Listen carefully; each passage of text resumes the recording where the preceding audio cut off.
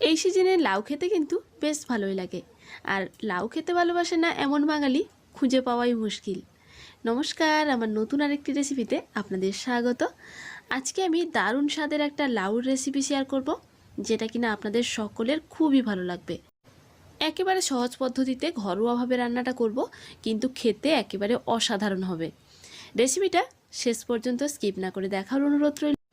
আর ভালো লাগলে লাইক করে বন্ধুদের সাথে শেয়ার করার অনুরোধ রইল। অবশ্যই নতুন হলে আমার চ্যানেলটিকে সাবস্ক্রাইবও করে নেবেন। তবে চলুন রেসিপিটা দেখে নেওয়া যাক। প্রথমে আমি একটা কচি লাউ নিয়ে নিয়েছি। দেখতে বড় সাইজ হলেও লাউটা কিন্তু বেশ কচি ছিল। তো লাউটাকে কেটে ছাড়িয়ে নিয়েছি। ছাড়িয়ে প্রথমে এইভাবে বড় বড় টুকরো করে কেটে নিয়েছি। তারপর জলে ভালো করে ধুয়ে আমি একটা আলাদা পাত্রের মধ্যে তুলে নেব। লাউটা বেশ বড় সাইজের ছিল, তার জন্য পুরো লাউ আমি রান্না করছি না। আপনারা চাইলে আপনাদের প্রয়োজন অনুযায়ী রান্না করে নিতে পারেন। আমি এখানে হাফ লাউ কেটে নিয়ে এভাবে ছোট ছোট টুকরো করে নিয়েছি। লাউগুলোকে ধুয়ে নিয়ে একেবারে সরু সরু করে আমি কেটে নিচ্ছি। যতটা সরু করে কাটা যায় ঠিক সেইভাবে আমি কেটেছি। আপনারা চাইলে আরও সরু করে কাটতে পারেন, তাতে করে রান্নাটা কিন্তু খুব তাড়াতাড়ি হবে। আর এদিকে একটা প্লেটের মধ্যে নিয়ে নিয়েছি আলু, পেঁয়াজ আর টমেটো। আলুগুলোকে ডুমো ডুমো করে কেটে নিয়েছি, আর একটা পেঁয়াজ কেটে নিয়েছি, আর নিয়েছি একটা টমেটো। তো একসাথে মিক্সির মধ্যে দিয়ে দিলাম পেঁয়াজ আর টমেটো, সাথে দিয়ে দেব 1 চামচ জিরে। টমেটো, পেঁয়াজ আর জিরে ভালো করে পেস্ট করে নিয়েছি, আদাটা আলাদা করে বেটে রেখেছি। আর এখন আমি কড়াইতে দিয়ে দেব বেশ কিছুটা পরিমাণ সরষের তেল। আপনারা চাইলে সাদা তেলেও রান্নাটা করে নিতে পারেন। তেলটাকে ভালো করে গরম করে নিয়েছি। এখন আমি দিয়ে দেব নুন হলুদ মাখিয়ে রাখা রুই মাছের মাথা। আমি এখানে রুই মাছের মাথা দিয়ে করছি, আপনারা চাইলে কাতলা মাছের মাথা দিয়েও করতে পারেন। এখানে একটা রুই মাছের মাথা ভালো করে ভেজে নেব। একটু লাল লাল করেই ভেজে নিয়েছি। মাছের মাথা লাল লাল করে ভাজা হয়ে গেলে একটা আলাদা পাত্রে তুলে নিচ্ছি। আর এই অবশিষ্ট তেলটা আমি আলাদা একটা বাটিতে ঢেলে নিয়েছি, অন্য কোনো তরকারিতে ব্যবহার করতে পারবো। এখন কড়াইটা ধুয়ে নিয়ে দিয়ে দিলাম বেশ কিছুটা পরিমাণ সরষের তেল। তেল গরম করে নিয়ে দিয়ে দিলাম জিরা আর শুকনো লঙ্কা ফোড়ন। ফোড়নটা কিছুক্ষণ দেওয়ার পর একটা সুন্দর গন্ধ বেরোবে। তারপর আমি এর মধ্যে দিয়ে দেব কেটে রাখা আলু। আলুগুলোকে এভাবে কিউব করে কেটে রেখেছি, একটু বড় বড় সাইজ করেই কেটে রেখেছি। তো এগুলোকে দিয়ে একটু নাড়াচাড়া করে কিছুক্ষণ ভেজে নেব। আলু ভাজার সময় অল্প একটু নুনও দিয়ে দিলাম। নুন দিয়ে আবারও আমি কিছুক্ষণ ভেজে নেব। এতে করে আলুর মধ্যে খুব সুন্দরভাবে নুন ঢুকে যাবে, আর আলুগুলোও খুব তাড়াতাড়ি সেদ্ধ হয়ে যাবে। আলুগুলো কিছুক্ষণ ভেজে নেওয়ার পর ঠিক এইভাবে ভাজা হয়ে যাবে। একেবারে লাল করে ভাজার দরকার নেই, মোটামুটি একটু হালকা ভাজা হয়ে গেলে বেটে রাখা টমেটো, পেঁয়াজ আর জিরে বাটা দিয়ে দিলাম। কিছুক্ষণ এই মশলা দিয়ে কষিয়ে নেব।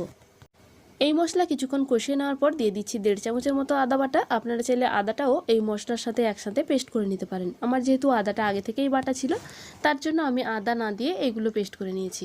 তো একসাথে সমস্ত মশলা দিয়ে আবারও কিছুক্ষণ কষিয়ে নেব। এখন আমি দিয়ে দিচ্ছি হলুদ গুঁড়ো প্রয়োজন মতো, আর দিয়ে দেবো স্বাদ অনুযায়ী লঙ্কার গুঁড়ো। লঙ্কার গুঁড়োর পরিমাণটা আপনারা আপনাদের পছন্দ অনুযায়ী দিতে পারেন। যারা বেশি ঝাল খান তারা একটু বেশি করেই দেবেন। এই তরকারিটা বেশি ঝাল হলে খেতে কিন্তু বেশ ভালো লাগবে। তো বেশ কিছুক্ষণ ধরে এইভাবে মশলাটাকে কষিয়ে নিয়েছিলাম, আর শুকিয়ে গেলে অল্প অল্প জল দিয়ে আবারও কষিয়ে নিয়েছি। মাছের মাথা দিয়ে লাউয়ের ঘন্ট একবার হলেও এইভাবে বানিয়ে দেখুন। আশা করছি বারবার বানাবেন। আর যাকে খাওয়াবেন সে কিন্তু রেসিপি জানতে চাইবে, অবশ্যই রেসিপি জেনে নিয়ে ও আবার বাড়িতেই ট্রাই করবে। তো যাই হোক, এইভাবে একবার হলেও বানিয়ে দেখুন। আর বাড়িতে বানালে অবশ্যই আমার কমেন্ট বক্সে জানাতে ভুলবেন না খেয়ে আপনাদের কেমন লাগলো।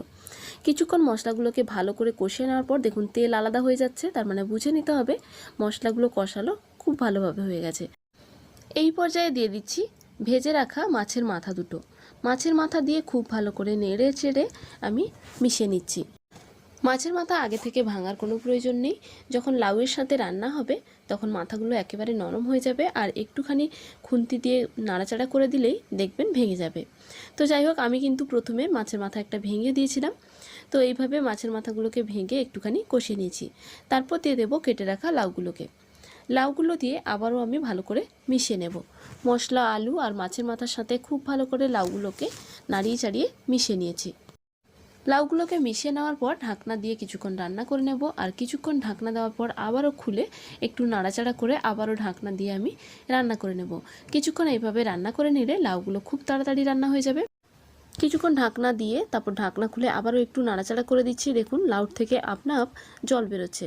তো এই লাউয়ের জলেই লাউ সেদ্ধ হয়ে যাবে, খুব সুন্দরভাবে রেসিপিটা রেডি হয়ে যাবে। কিছুক্ষণ এইভাবে লাউ রান্না করে নেওয়ার পর এর মধ্যে দিয়ে দেবো স্বাদ অনুযায়ী নুন। আগে অল্প একটু নুন দিয়েছিলাম, সেটা মাথায় রেখে অল্প একটু এখন নুন দিয়ে আবারও খুব ভালো করে মিশিয়ে নিচ্ছি।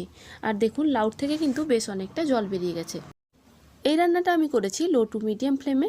এতে করে লাউর থেকে যে জলটা বেরোবে সেই জলেই কিন্তু তরকারিটা পুরো রেডি হয়ে যাবে। এক্সট্রা কোনো রকম জল লাগবে না, আর খেতেও কিন্তু দুর্দান্ত লাগবে। খুবই সহজ পদ্ধতিতে বাড়ির সাধারণ মশলা দিয়ে এই রান্নাটা একবার হলেও করে নিন, দেখবেন বারবার বানাতে ইচ্ছে করবে। আর সাধারণ রান্না হলেও কি হবে, খেতে কিন্তু অসাধারণ হয়। আবারও 3 মিনিটের মতো লাউটাকে রান্না করে নিয়েছি। আর এখন দেখুন লাউ থেকে যে জলটা বেরিয়েছিল সেটা কিন্তু অনেকটাই শুকিয়ে এসছে। এই সময় দিয়ে দিলাম 1 চামচ চিনি। চিনি দিলে এর স্বাদের ব্যালেন্সটা কিন্তু দারুণ হয়। আপনারা চাইলে স্কিপ করতে পারেন, তবে আমি বলবো 1 চামচ চিনি দিয়ে দিন, তাতে করে স্বাদটা কিন্তু দারুণ হয়। খুব ভালো করে মিশিয়ে নিয়েছি। আর এইভাবে মেশানোর সময় একটু খুন্তি দিয়ে ভেঙে ভেঙে দিয়েছি, এতে করে ঘন্টর যে টেক্সচারটা দারুণ হয়ে যায়। তো যাই হোক, আপনাদেরকে দেখিয়েও দিচ্ছি। দেখুন আলুগুলো খুব সুন্দরভাবে সেদ্ধ হয়েছে, লাউগুলোও সেদ্ধ হয়ে গেছে। এখন নামিয়ে নেব। গ্যাসটাকে অফ করে দিয়েছি। গরম গরম ভাতের সাথে লাউয়ের এই রেসিপি থাকলে নিমেষেই 1 প্লেট ভাত আপনি খেয়ে ফেলতে পারবেন, আর কোনো রেসিপির প্রয়োজন হবে না। আমার চ্যানেলে নতুন বন্ধু হয়ে থাকলে অবশ্যই আমার চ্যানেলটিকে সাবস্ক্রাইব করে পাশে থাকা বেল আইকনের অল অপশানটাকে সিলেক্ট করে নিয়ে অন করে রাখবেন। এতে করে আমার নিত্য নতুন রেসিপির আপডেট সকলের আগে আপনার কাছে চলে আসবে, আর আপনি দেখে নিতে পারবেন। ভালো থাকবেন, সুস্থ থাকবেন। দেখা হচ্ছে নতুন কোনো রেসিপি নিয়ে। ভিডিওটা শেষ পর্যন্ত দেখার জন্য আপনাদের অসংখ্য ধন্যবাদ।